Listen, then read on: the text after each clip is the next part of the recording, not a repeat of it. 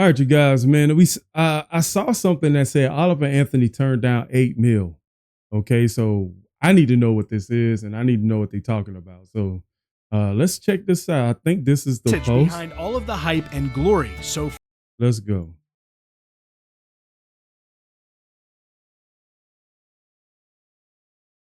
Oliver Anthony has become an overnight sensation with his song Richmond, North of Richmond, and rightfully so, but through all of the headlines and the hype over this month, we have not really heard much from the man himself, nor really had a glimpse of who Oliver Anthony really is. And is he even Oliver Anthony? Well, no, he's not. But he is still the same man that we hear and see in the Richmond, North of Richmond video. He is humble and as real as they get. I mean, hell, the man has turned down an $8 million music industry offer and has had several others. And today, on Oliver Anthony Music's social media, Hold on, let me see. Turned down 8 mil. I want to know why. Man, a part of it all, shared a powerful message behind all of the hype and glory so far, as well as formally introducing us to the real man behind Richmond, North of Richmond. His post read, "It's been difficult as I browse through the 50,000 plus messages and emails that I've received in the last week. The stories that have been shared paint a brutally honest picture. Addiction, unemployment, anxiety, and depression, hopelessness, and the list goes on." And we definitely talking about a song that for a space like really brought everybody together, like really encapsulated the struggle that we all mutually feel. We may look different in our skin tones, but we share the same emotions about this place.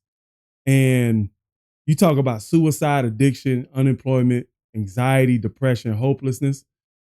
And it almost made you feel all of that in that one song. That song was like encapsulating everything people will go through, in this time period. I mean, bro, it's hard to find a house. It's hard to find clothes that fit. It's hard to find a car that drives without having to drop a huge down payment. You know what I mean? So, man, this song did so well, man. Addiction, unemployment, anxiety, and depression, hopelessness, and the list goes on. I'm sitting in such a weird place in my life right now.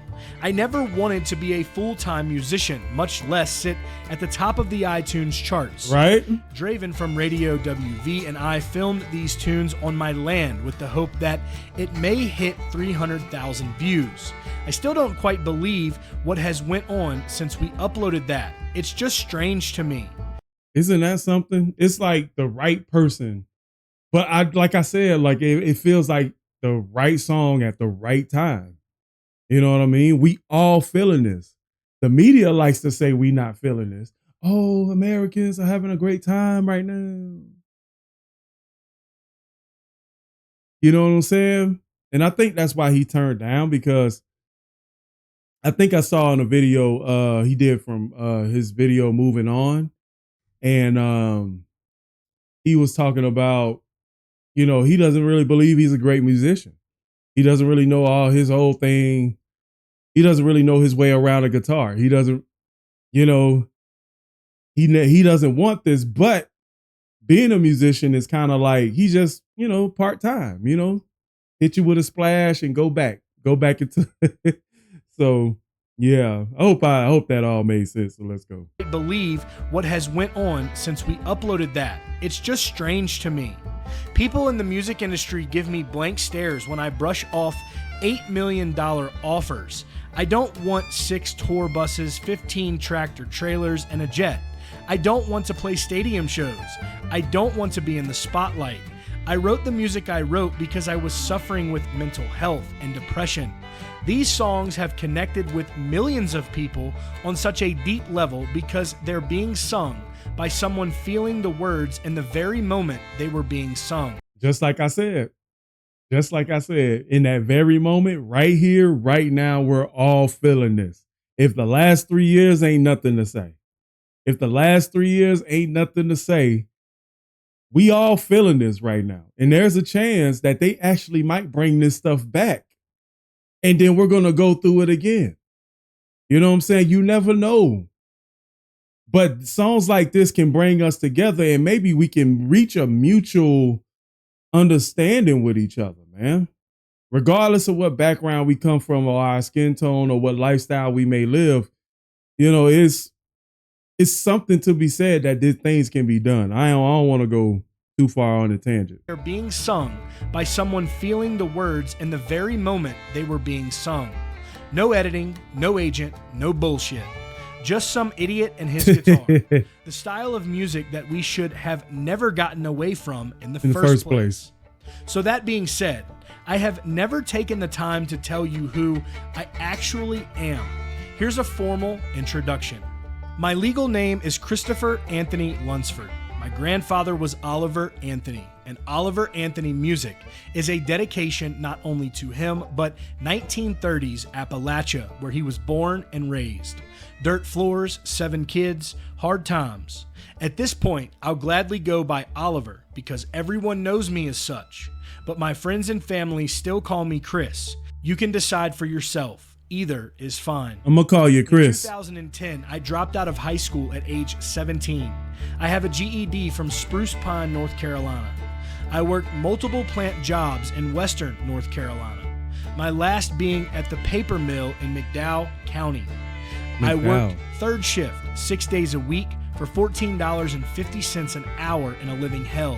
In 2013, I had a bad fall at work and fractured my skull. It forced me to move back home to Virginia. Due to complications from the injury, it took me 6 months or so before I could work again. From 2014 until just a few days ago, I've worked outside sales in the industrial manufacturing world.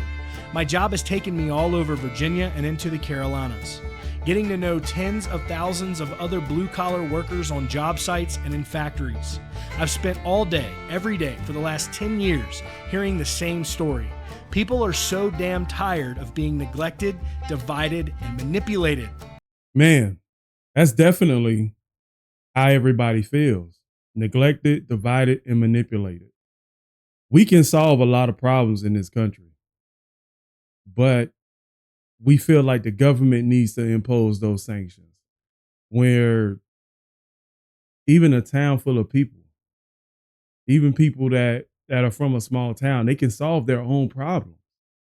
You know what I'm saying? Like I watch a lot of videos where you have one person building a house and like in the rainforest, you know, you get those Filipinos that build houses and stuff.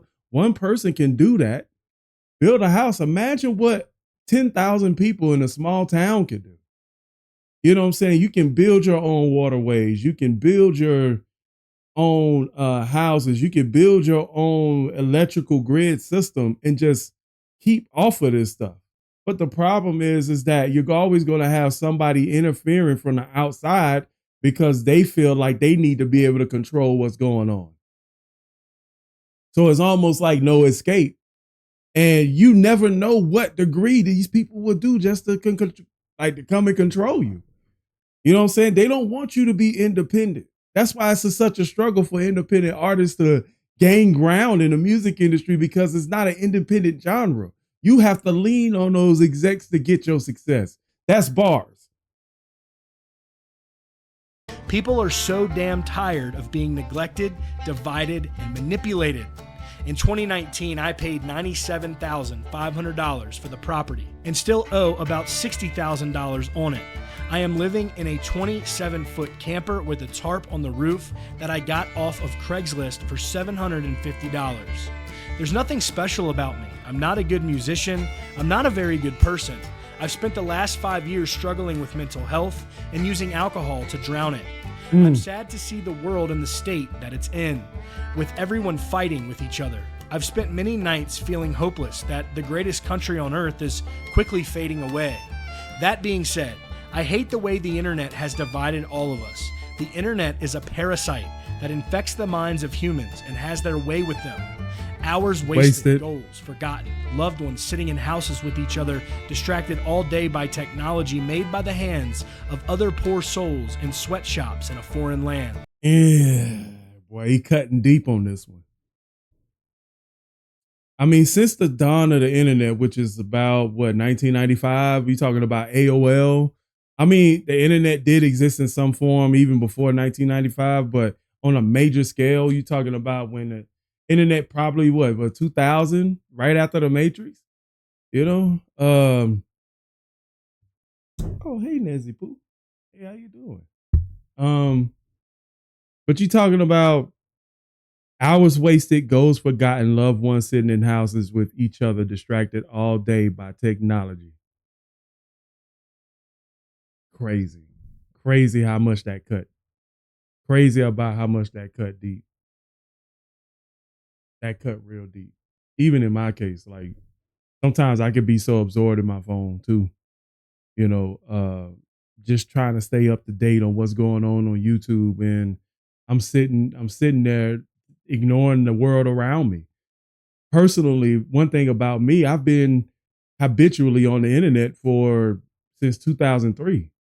You know what I'm saying? I struggled through depression after high school when uh, I struggled through depression after high school, trying to find some way to garner the courage to build, to go out and chase after success because I felt like if I, uh, I let me back up. You know what I'm saying? Like I was just scared of the world, and I turned to the internet to give me some comfort. You know what I mean? Online gaming. I wasted, you know what I'm saying? Even though I met some great people, but the years I wasted, but the years I spent playing online, I could have been building something. You know what I mean? You talking about 10, 15 years ago. I could have been a reactor back then, but I was scared. I was scared of what you guys would think about me. I was scared of the ridicule because I got bullied in school. And it's a dang shame. I remember one of my subscribers, man, King of the Dead, man. Shout out to King. Miss you, man. I hope you still with us on the channel. But shout out to my boy King. He said, man, look, if you had started back in 2012 mugs, you'd probably be 1 million subscribers right now. 300,000 at least. And I did that because I was scared. Hours wasted, goals forgotten, loved ones sitting in houses. That's bars, man. But enough about me. So this Millions have died protecting the liberties we have. Freedom of speech is such a precious gift. Never in world history has the world had the freedom it currently does. Don't let them take it away from you. Just like those once wandering in the desert, we have lost our way from God and have let false idols distract us and divide us. It's a damn shame. Yeah, he's a Bible reader. And as you can see here, Chris also shared this photo right here with the post. That's as real as it gets, folks. And there is no doubt that he is giving us real country music again. Y'all. Man, that's crazy. All right, you guys, what you think about that one right there? What y'all think? I want to know y'all opinions in the comments. I can't wait. Now I see you guys down there, all right?